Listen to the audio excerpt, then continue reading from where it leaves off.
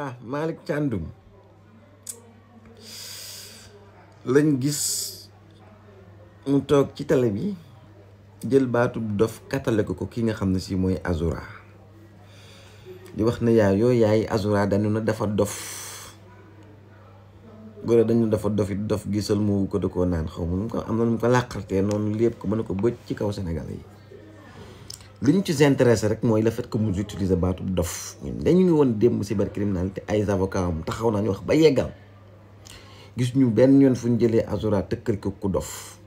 par contre ñëw nañ ci li nga xam ne si moo ko dal te loolu c'est très très normal ça existe, c'est une réalité. La psychologie, avoir besoin d'assistance psychologique, de psychiatrie, tout ça, quelque chose comme ça. Le simple fait que Malick Thiandoum moom mënul discerner les deux choses maanaam tàqale un dof nañ ma baal ci kàddu gi il faut mu waxee ko pour mu leer ci bopp nit ñi mu tax mënul tàqale moom xam différence entre un dof ak ku soxla assistance psychologique rek y a un problème et là daf ñuy permettre ñu ñëw fàttali ko fan la différence bi nekk ci contexte bi nga xam ne si moom lañ bëgg aborder le sujet et la nature des expériences vécues parce que ñun sax li ba tax ñu nar a yóbbu yoxe ji ci Malick Thiandoum moom ci boppam mooy ki dof parce que dañoo xam lii causé ndof ak lii causé li dal Azoura te moom xam nga un individu qui a vécu des situations traumatisantes en prison et en sortir avec des séquelles xam nga mën na développer ay troubles émotionnels mën na développer ay réactions de stress post-traumatique comme ni ñu ko xamee wala sax des défis psychiatriques dus à son vécu carcéral surtout nag bu fa dundee lu metti kooku mën na am li ma wax noonu des troubles émotionnels xam nga ñu ne li dal Azoura mën na ko dal et séquelles yooyu mën nañ influencer profondément son comportement et son bien-être à long terme à court terme momentanément extra mën na nekk nit ku nekk nit ñaay yor yi oto di dawal yor yi jabar yor le luxe te à un moment donné en laps de temps wala boo meree doo mën a contrôler wala nangam boo gisee li tax nga dugg ci situation ci kaso sax boo gisee lu ni man sax mën na la delluwaat ci situation yooyu loolu ça existe et les personnes intelligentes te use seen brain dinañ comprendre loolu mais quant à Malick Thiandoum nañ ñëwaat ci le terme fou buñ ko définir dinañ xam kan nañ ko war a étiqueter entre moom ak Azoura parce que le terme fou généralement dañ koy utiliser pour décrire une personne dont les perceptions et les comportements sont gravement altérés de manière persistante xool leen entre Malick Thiandoum ak Azoura kan la ci loolu dal depuis kañ ngeen gëj a gis Malick Thiandoum mu ànd ak sagoom man ndax dama yaakaaroon day màndi wala day tux yàmba bëñam yi nuru na day tux yàmba nuru na kuy tux mais je ne pense pas que loolu la je pense que Malick Thiandoum est fou te li tax ma ne Malick Thiandoum est fou c'est parce que li ma wax souvent li ma wax tout à l'heure ma ne ñoom ñi nga xam si dañoo dof seen perception ak seen comportement dafay nekk loo xam ne c'est gravement altéré de manière persistante mais souvent aussi dañuy nekk ay nit yoo xam dañuy déconnecté de la réalité kañ ngeen gëj a gis la TFM ak ña fay liggéey ñu connecté de la réalité kañ Malick Thiandoum kañ ngeen gëj a gis mu connecté à la réalité maanaam comme si ku dund maanaam bu wax toogee wax ba jóg da nga naan kii du Sénégal la dëkk maanaam du réew mi wax réewum Sénégal la et là li koy waral mooy mën nañ am différentes causes comme des troubles psychiatriques sévères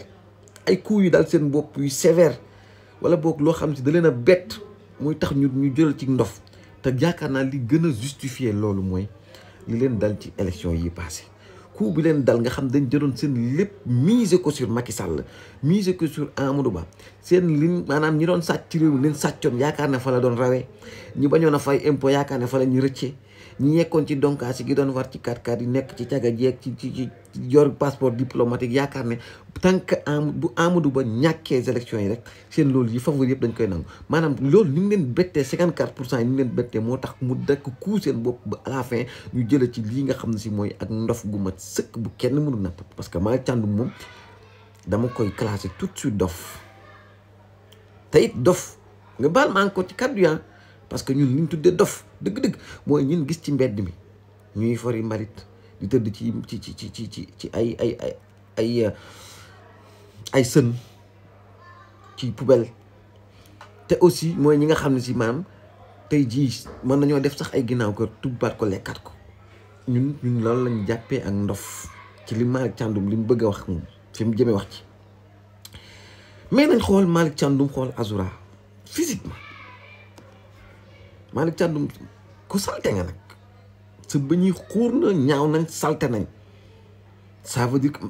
pardonnez-moi mes followers ça c'est pas ma nature mais aujourd'hui je vais aller dans les d'attaque personnelle parce que dafa attaquer personne ba pare utiliser li nga xam si mooy baatu dof catalogué ko mais bu ñu xoolee bëñi Malick Thiandoum yi man moo dof bi nekk ci mbalit yi awma ci amul différence li yàlla jox teraanga yëpp mën ngay boros au moins boo dee salte woo parce que man pour man ki mën a yegg def yu salte yenn yi rek moom lañ jàppee dof parce que dof la ne xelam du tey Malick Thiandoum sa xel du tey donc là sur ce point man dama lay jël yow catalogue la dof pire nag et donc bien que les deux situations peuvent impliquer des changements dans le comportement ou la perception de la réalité, elles sont causées par des facteurs différents te day nécessiter tamit d'intervention ou de soutien différents. Au moins pour Azoura xam na lu causé li ko dal mais yow mi nga xam na dara dalul sa kaw dara duggoo kaso kenn tëju la agressé wuñ la kenn xoqatul la kenn tiitalu la nga mel nii Azoura di la tare gën laa set gën laa silwiise gën laa nekk ku raisonnable gën laa nekk ku connecté à la réalité foo waxee tey suba ñu vaar la ki ngay défendre tey ngay défendre le contraire demain nga ñàkk fayda ñàkk crédibilité mag ku fuuf am teraanga amul tous buñ xoolee les deux situations xool les deux personnes ku ci nekk sa vécu sa parcours sa lépp ak faveur yi nga am ak ci conditions yi nga nekk Malick Thiandoum yaay dof bi Azoura mooy ki soxla une assistance psychologique parce que dafa am juste des troubles ci li nga xam si moom la dund traumatisant ci li nga xam ne si moom la dund ci kaso bi non ça jërul sax ñuy dem de midi à 14 heures nan la xool Malick Thiandoum depuis ba bi ngeen ñàkkee élection yeeg léegi bi ko APR ñàkkee léegi ci li nga nekk mooy lan chaque jour yaa ngi ci ay loo xam ne si chaque jour buñ ko analyser au fond rek dof bu wér kenn nga ku ñu war a jël nga sa place yow mooy fa ñuy faje dof yi Azoura place am mooy fi nga xam ne si mooy le bureau d'un psychologue seulement amul de xaar ma dem te ñëw yow mi yaay dof bu mag bi dof pur nga